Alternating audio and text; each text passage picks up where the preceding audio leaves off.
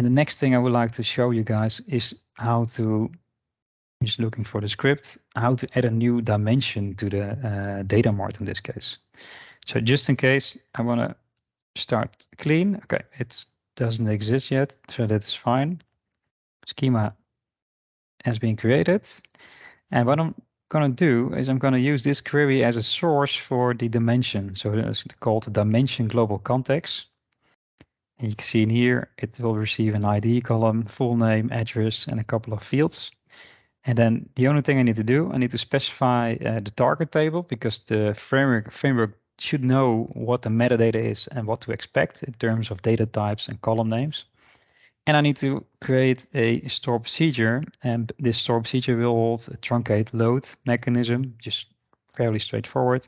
Truncate the target table and return the data set. And this data set will then be inserted using a pipeline and ADF. So let's create the target table, create a store procedure, and then I'll head over to pipelines. And in this case, I would like to generate the data mart. Let's start this one. Generate data mart. It's gonna generate the Star Wars data mart that's sending over here. 3 dimensions effect table, but also the newly defined data mart. And I think I did name it delimited text also. So it's going to be named as the limited text data mart. And that one should be turning up right here in, I think, about a minute. Let's head over to the pipeline. So as you can see right here, 2 schemas have been found. And based on this schema, it will create, in this case, 2 data marts. And then within those 2 data marts, it will look for facts and dimensions based on a combination of store procedures and the dimension and fact tables in this case. So this one is already done. I hope it's a new one. Oh, that was Star Wars. Sorry, different one. But then the other one should not take that long, I think. The limited text, this is the one we're looking for.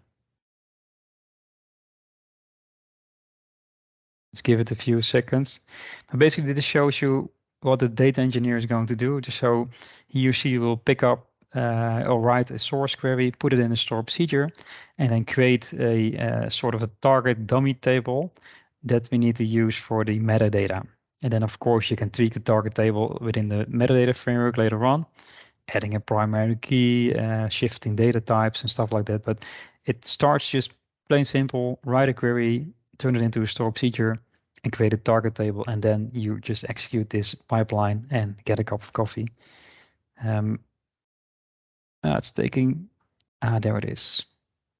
So just 1.5 minutes to add a new data mart. I'm just gonna have a quick look, refresh. Some kind of strange error going on with Synapse, but we're looking at the data mart, and here it is. Data mart delimited text.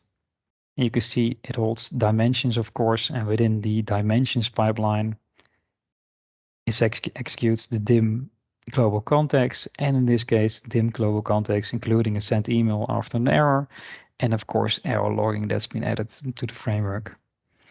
And this is about it. So you've seen it in a couple of minutes. You can easily add a new source to the data warehouse, and then within 2 minutes, you can add a new dimension to the data mart. And of course, on top of this, you can build your Power BI report. So thank you very much. It was a quick demo. I hope to have given you some kind of insights on what the framework does, so what the MonkeyDWH for Synapse can accomplish for you. If you have some questions, of course, feel free to contact me. And for now, thank you very much.